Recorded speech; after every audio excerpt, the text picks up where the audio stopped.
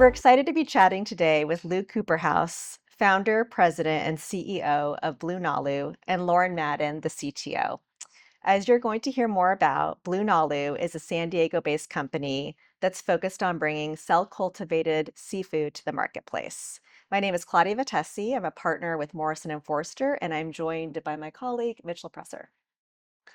Claudia and I are partners in Morrison Foerster's Food and Ag Group.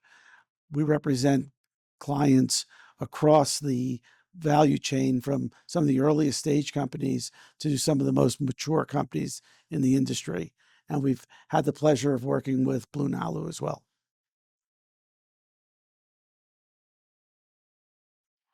Lou, why don't you start us off at the beginning? How did you get the idea for BlueNalu? Great question, Claudia. Actually, I've been in the food industry for my entire career, always been in food innovation, technology commercialization.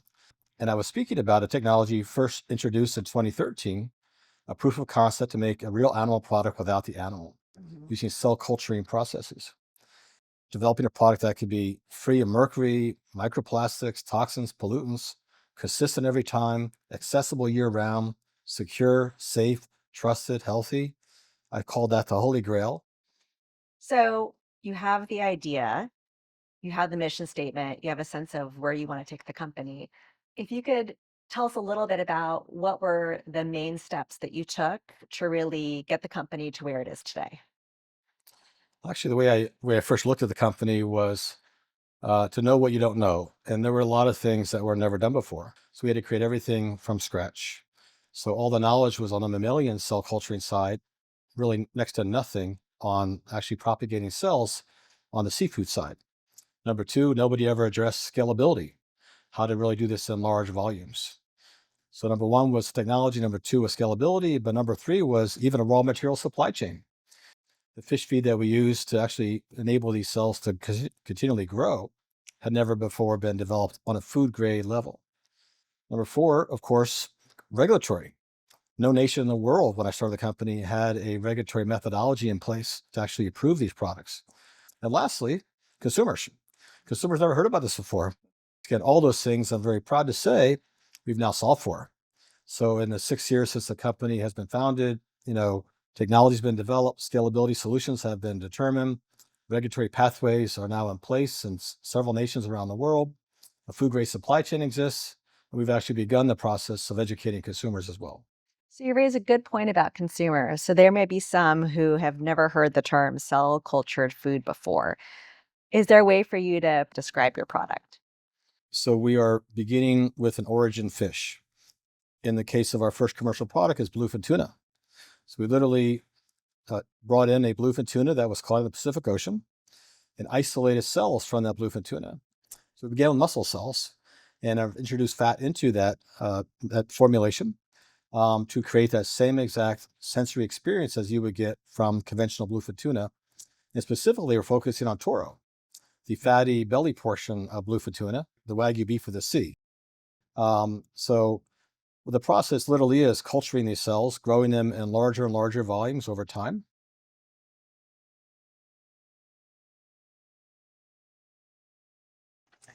Lauran, since cell-cultivated foods are an emerging area of science, I imagine that you've had to navigate various legal and regulatory issues along the way.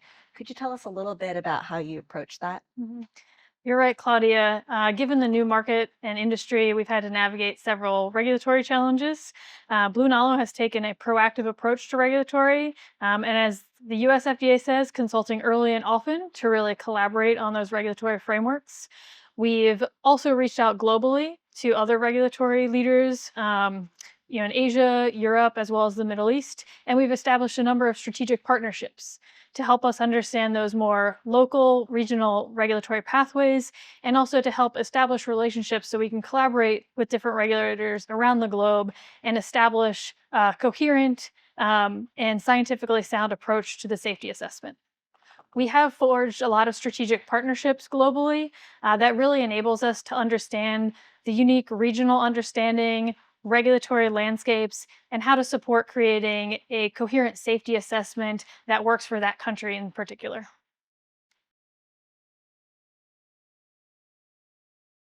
So Lou, Most people in the cell culture protein industry have pursued beef or chicken. You went with a very different route. Why'd you make that choice?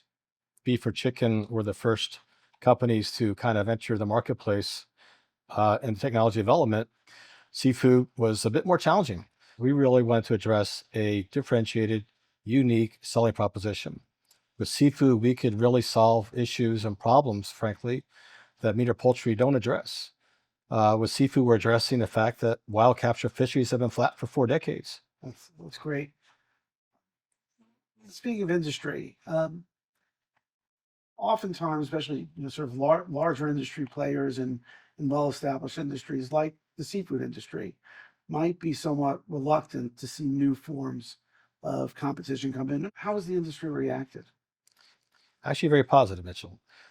And we've been embraced very thoughtfully and with excitement, candidly.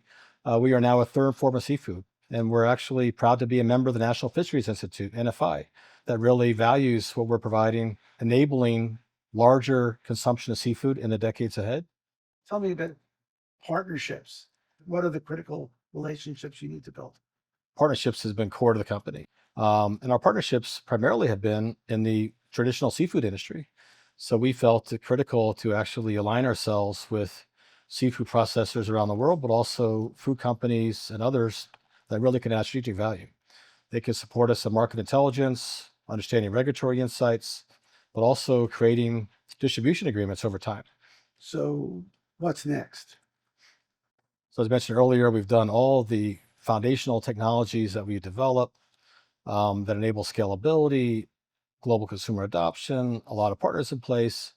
But what's next is really now applying that to larger and larger volumes.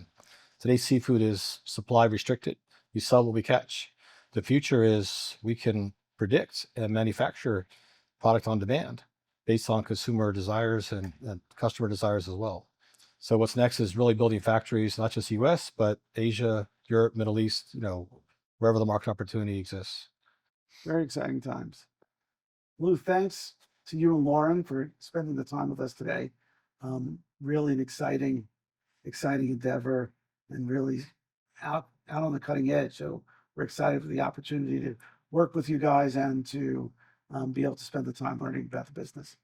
Well, thank you, Mitchell, Claudia, for being with us today. And we're so excited to be partnering with MoFo